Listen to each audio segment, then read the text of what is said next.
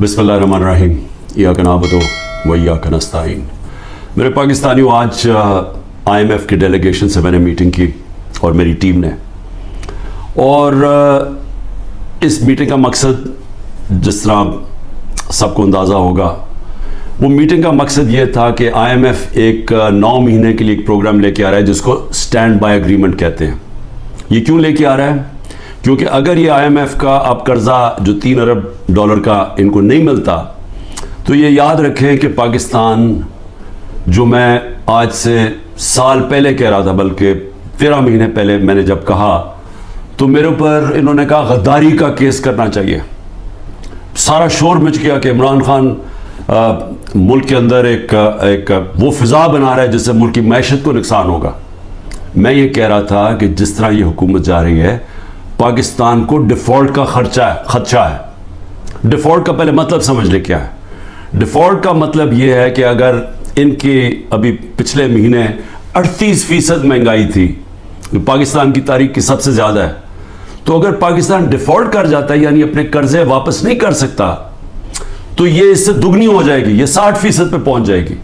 बल्कि ये वो जिसको कहते हैं हाइपर इन्फ्लेशन, कि वो आएगी महंगाई पाकिस्तान में कि लोग, यानी एक डबल रोटी लेने के लिए नोटों की थदियाँ ले जानी पड़ेंगी, यानी जिसको हाइपर इन्फ्लेशन कहते हैं।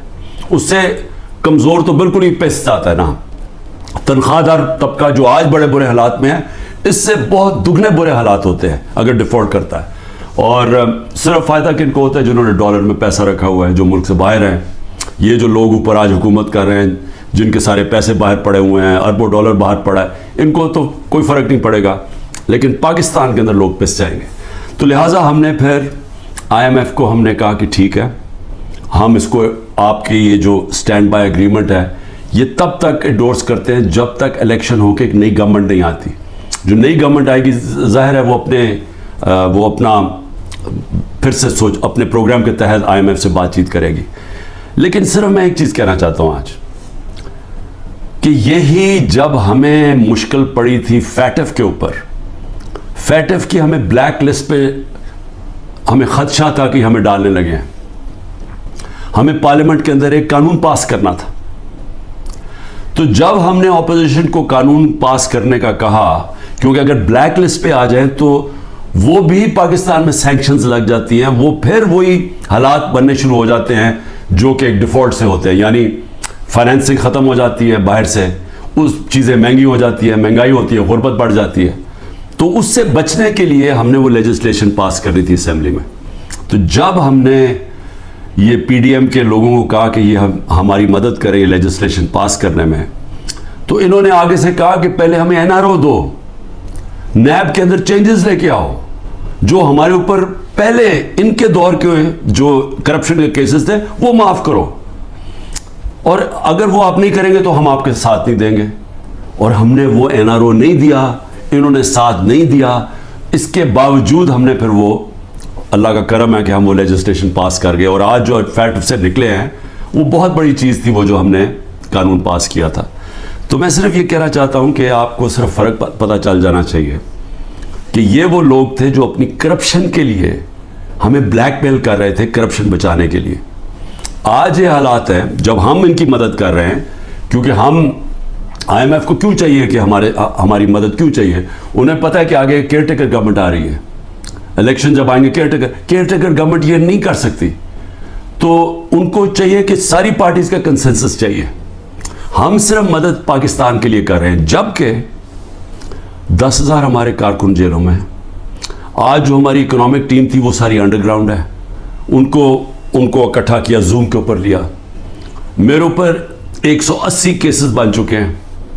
सारी सीनियर लीडरशिप की याद अंदर है केसेस हैं, और जो बाहर निकलती हैं तो उनको कहते हैं कि जी पहले का पार्टी छोड़ोगे, नहीं तो हम आपको अंदर रखेंगे। जो हमारे लीडरशिप जेल में है उनके ऊपर इंतहा किस्म का प्रेशर डाला जा रहा है। जो भी गिलगित बल्तिस्तान के अंदर जो ड्रामा किया गया है, आप ये सोचें कि जो मेंबर्स के ऊपर इन्होंने प्रेशर डाला, हमारे पास तो नंबर पूरे थे, पहले पार्लियामेंट के अंदर घुसने नहीं दिया, अब उसके बाद एक एक मेंबर के ऊपर प्रेशर डाला है, वही करने जा रहे हैं जो कि इन्होंने आज़ाद कश्मीर में किया था। तो एक तरफ तो ये हो रहा है, और उसके बावजूद हम आज, क्योंकि हमारे मुल्क को नुकसान ना हो, हमने ये फैसला किया है कि हम इस स्टैंड बाय एग्रीमेंट को बैकिंग देते हैं तब तक जब तक इलेक्शन नहीं होती। अब इसमें दो और चीज़ें थी। मैंने IMF के जो अमेरिका से जो हेड थे उनसे जो मैं बात कर रहा था, उनको मैंने एक चीज़ समझाई कि मैंने कहा जब तक इस मुल्क में पॉलिटिकल स्टेबिलिटी नहीं आती, सियासी इस्तेकाम नहीं आता, तो ये जिस तरह ये मुल्क चल रहा है, ये अब थोड़ी देर अगर आप 3 अरब दे भी देंगे और 3 अरब डॉलर के देने में थोड़े से और डॉलर्स भी 5-6 अरब डॉलर और भी आ जाएंगे, तो ये तो कैंसर का इलाज डिस्पेंस से हो रहा है। जो कैंसर है वो फैलती जा रही है, और कैंसर क्या है कि मुल्क में सियासी इस्तेकाम ही नहीं है। और वो क्यों नहीं है?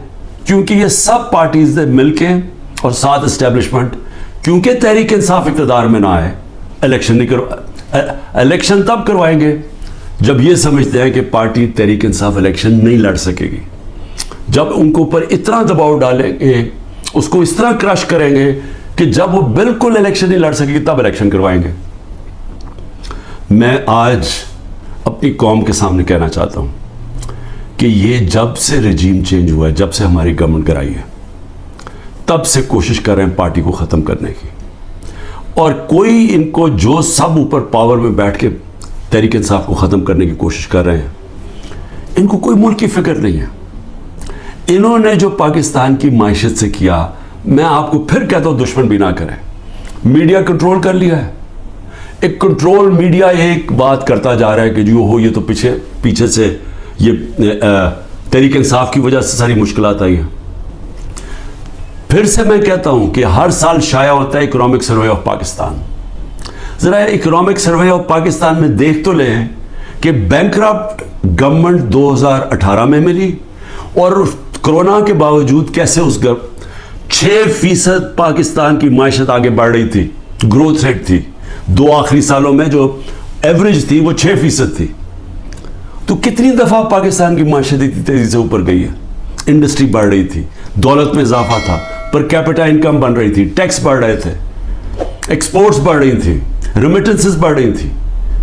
तो जब एक मुल्क तरक्की कर रहा था, उस गवर्नमेंट को गिरा के जिसको लेके आए हैं, इन्होंने किया क्या है? इन्होंने जो इनकी जो पॉलिसीज थी, और ये हमेशा ये मुल्क बैंकरप्ट छोड़ के गए हैं। 99 में भी जब ये नून लीग गई, मुल्क बैंकरप्ट था। 2018 में भी बैंकरप्ट करके गए, और फिर आते साथ ही एक इकोनॉमी जो चल रही थी उसको बैंकरप्ट कर दिया। इन्होंने किया क्या? इन्होंने पहले भी जब एक्सचेंज रेट को ज़बरदस्ती रोक दिया जब 2018 में, तो एक्सपोर्ट्स गिर गई। इन्होंने रुपए को जब ऊपर रखा जो उसकी मार्केट वैल्यू नहीं थी, तो उससे हुआ क्या? इंपोर्ट सस्ती हो गई, एक्सपोर्ट्स महंगी हो गई, एक्सपोर्ट्स गिर गई। जब एक्सपोर्ट्स गिरे डॉलर की, जब 3 गुना ज्यादा जब इंपोर्ट्स हो जाए एक्सपोर्ट्स की, तो वो मुल्क कैसे आगे तरक्की कर सकता है? तो तब भी इन्होंने ये किया। इस बार आते साथ ही इन्होंने ये नून लीग ने फिर वो किया, रोक दिया उसको रुपए को गिरने से। लेकिन मसनूई तौर पे जब आप रोकते हैं, उसका क्या हुआ कि रेमिटेंसेस गिरनी शुरू हो गई, एक्सपोर्ट्स गिरनी शुरू हो गई। फिर रॉ मटेरियल्स जो इंपोर्ट करते हैं हम इंडस्ट्री के लिए, उसको बंद कर दिया। इंडस्ट्री नीचे जानी शुरू हो गई, टैक्स कलेक्शन नीचे जानी शुरू हो गई। 3 अरब डॉलर का हमें मिल रहा है इस वक्त IMF से स्टैंड बाय एग्रीमेंट पे जो पैसा आएगा। 7 अरब डॉलर सिर्फ 1 साल में पाकिस्तान को नुकसान हुआ है एक्सपोर्ट्स की कमी में और रेमिटेंसेस की कमी में। रेमिटेंसेस की कमी में क्यों हुआ? क्योंकि इतना फर्क पड़ गया मार्केट में, रुपया की कदर किधर चली गई और ऑफिशियल किधर थी कि लोगों ने बैंकों के थ्रू पैसा नहीं भेजा, दूसरी तरफ पैसा भेजना शुरू किया, हमारा रेमिटेंसेस कम हो गई। और एक्सपोर्ट्स कम होनी थी, जब इंडस्ट्री के ऊपर उन्होंने रॉ मटेरियल बंद कर दिया, एक्सपोर्ट्स कम हो गई। तो 7 अरब डॉलर का 1 साल में कमी आई इनके दौर में, जबकि 3 अरब डॉलर का हम अब कर्जा ले रहे हैं। कर्जे बढ़ते जा रहे हैं, आमदनी सुकड़ती जा रही है। कोई मुल्क चल सकता है ऐसे? और कितनी देर चलेगा? और फिर ऊपर से सियासी इस्तेकाम ही नहीं है, लोग मुल्क छोड़ के जा रहे हैं, मुल्क से डॉलर्स बाहर जा रहे हैं। जब प्रोफेशनल्स भी बाहर जा रहे हैं और डॉलर्स भी बाहर जा रहे हैं, तो आगे क्या रहेगा मुस्तकबिल पाकिस्तान का? इसलिए हमने IMF को भी समझाया, मैंने उसको समझाया। मैंने कहा देखो, जब तक फ्री एंड फेयर इलेक्शंस नहीं होंगे ये मुल्क अब यहाँ सियासी इस्तेकाम नहीं आएगा और इकॉनमी ठीक नहीं होने लगी। लेकिन बदकिस्मती क्या है कि हुकूमत दूसरी, ये जो पॉलिसीज हैं, जो पावर में बैठे हैं, वो दूसरी तरफ जा रहे हैं। बजाय साफ और शफाफ इलेक्शन करवा के एक सियासी इस्तेकाम आए, एक ऐसी हुकूमत आए जो पब्लिक की वोट से आए, पब्लिक के मैंडेट से आए, 5 साल के लिए आए, वो फिर मुश्किल फैसले करे। मुश्किल फैसले का मतलब इस्लाहात करे। इस्लाहात तब होती है मुल्क में जब पब्लिक एक गवर्नमेंट के साथ खड़ी हो, इत्मीनान रखें गवर्नमेंट में, तब मुश्किल फैसले होते हैं। जब वो गवर्नमेंट उनको कहे कि ये हम इस मुल्क में सर्जरी कर रहे हैं, ये हम इस्लाहात कर रहे हैं, आपको शुरू में तकलीफ होगी लेकिन बाद में आपके हालात बेहतर हो जाएंगे। लेकिन वो गवर्नमेंट कर सकती है जिसको पब्लिक उस पर इत्मीनान रखे। अब इनके ऊपर किसने इत्मीनान रखना है? क्योंकि जो इन्होंने कहा कि जी मैं 200 से कम रुपया करूंगा, तो साथ ही इसने कहा डॉलर कम करूंगा, पहले तो कहा 100 से कम करूंगा, ये सारे इन्होंने नारे मारते रहे। हम महंगाई कम करेंगे, महंगाई भी तारीखी, रुपया भी तारीखी तौर पे नीचे गिरा। उसके अलावा जो इन्होंने वादे किए सबके सामने है कि किधर खड़े हैं, लोगों के आज हालात क्या है। तो अब इनके ऊपर तो इत्मीनान आने नहीं लगा। जो कोशिश की जा रही है इंजीनियरिंग की, वो ये लोग फिर वापस आ जाएंगे। तहरीक इंसाफ को कोशिश की जा रही है कि उसको ख़त्म किया जाए। तो इससे तो सियासी इस्तेकाम नहीं आने लगा और इससे तो आगे कोई मुल्क का मुस्तकबिल ही नज़र आ रहा। तो लिहाजा हमने उनको ये ज़रूर कहा कि देखें, जो आइन कहता है, आइन के मुताबिक इलेक्शन करवाए जाएं। आइन जो फंडामेंटल राइट्स, बुनियादी हकूक़ की हिफाजत करता है, वो उसको इम्प्लीमेंट किया जाए। क्योंकि आप सिर्फ अगर पैसे दे ही देंगे, फिर से मैं कह रहा हूं, कैंसर का इलाज डिसिप्लिन से होगा, थोड़ी देर के लिए फायदा हो जाएगा। कैंसर तो फैलती जा रही है।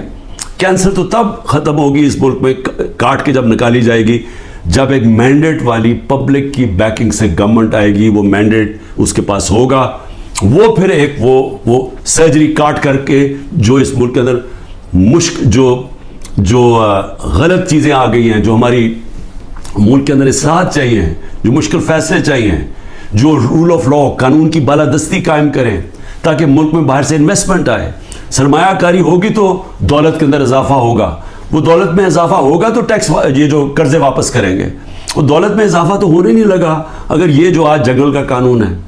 तो वो सब कुछ इकट्ठा जाता है। सियासी इस्तेकाम, उसके बाद इस्लाहात में सबसे पहले इस्लाहात रूल ऑफ लॉ, कानून की हुक्मरानी, ये जो जंगल का कानून है ये ख़त्म किया जाए, और उसके बाद फिर सरमायाकारी हो, और उसके बाद इस मुल्क के अंदर दौलत में इजाफा हो, और उसके बाद हम अपने कर्जे वापस करें और खुशहाली आए पाकिस्तान में, लोगों को नौकरियां मिले, बेरोजगारी ख़त्म हो, दौलत में इजाफा, लोगों को बाहर ना जाना पड़े। तो वो तो शुरू होगा साफ और शफाफ इलेक्शन से। और मुझे जो अफसोस है इस वक्त और खौफ आ रहा है कि अभी तक जो पर इक़्तिदार में बैठे हुए हैं उनका कोई और प्लान बना हुआ है, और वो जो प्लान है वो पाकिस्तान को तबाही की तरफ लेके जा रहा है। आखिर में हमने IMF को ये भी कहा कि इस वक्त हमारा जो कमज़ोर तबका है शदीद मुश्किलात में है, और इस वक्त ये जो प्रोग्राम आप दें इसके अंदर उनका ख़ास ध्यान रखा जाए। सेहत कार्ड को कई की जगह ख़त्म किया जा रहा है। ये कितनी बड़ी नेमत है गरीब लोगों के लिए, मिडिल क्लासेस के लिए, सफ़ेद पोश के लिए। कितनी महंगाई के अंदर कम से कम उनका इलाज वो जाएँ तो कम से कम वो जो हमारा सेहत कार्ड के 10 लाख रुपए तक उनको किसी भी अस्पताल में इलाज मिलना चाहिए, उसको रोल बैक किया जा रहा है। और दूसरी चीज़, टारगेट सब्सिडी जो हम लाने लगे थे कि बजाय आप सब्सिडाइज ऐसे करें कि पेट्रोल वो इमरान खान भी उतनी कीमत का ख़रीदे और एक बेचारा गरीब आदमी भी उतने खरीदे या रिक्शा वाला भी, ऐसा नहीं होना चाहिए। टारगेट सब्सिडी होनी चाहिए, जो हमारा प्लान बना हुआ था और हम पूरी तैयार किया हुआ था कि हर तबके के लिए जो निचला तबका है उसकी हिफाजत की जाए, और जो पैसे वाले लोग हैं वो उतना जो पैसे दे सकते हैं वो पूरी कीमत दें। लेकिन अगर आप कम कीमत करेंगे तो सबके लिए वो कीमत ना हो। निचले तबके को सस्ती दें और जो पैसे दे सकते हैं वो पूरी कीमत दें, जो सारी दुनिया में होता है। ये प्लान भी बड़ा ज़रूरी है निचले तबके को मौजूदा महंगाई से उनकी हिफाजत करने के लिए। ये भी हमने अपनी बात की है, होता या नहीं मैं नहीं जानता। आखिर में मैं सिर्फ अपने पाकिस्तानियों को कहना चाहता हूँ कि देखें, आप सबके लिए बड़ा ज़रूरी है समझना, आप याद रखें कि अगर ये पॉलिटिकल इंजीनियरिंग के तहत इसी तरह एक फ्रॉडलेंट इलेक्शन से, जिस तरह की ये सिंध में अभी इलेक्शन करवाते हैं, अगर उस तरह के इलेक्शन से यही लोगों को वापस लेके आना है और मुल्क की सबसे बड़ी जमात को कोने पे लगाना है, ख़त्म करने की जो कोशिश की जा रही है, इससे सबसे बड़ा नुकसान पाकिस्तान की आवाम को है। और 14 महीने में जो नुकसान हो चुका है, ये मज़ीद और ज़्यादा नुकसान होगा। ये बर्दाश्त कर सकती है कौम या नहीं? मेरे ख्याल में ये नहीं कर सकती। मेरे ख्याल में यहाँ एक ऐसा हालात हो जाएंगे जो सबके हाथ से बाहर निकल जाएंगे, जैसे श्रीलंका में हालात हो गए थे। और अजीब चीज़ सुन रही है कि श्रीलंका के आज हमारे से बेहतर हालात हो गए हैं। ये भी आप ज़रा आपको धचका लगेगा सुन के। पाकिस्तान पाइंदाबाद।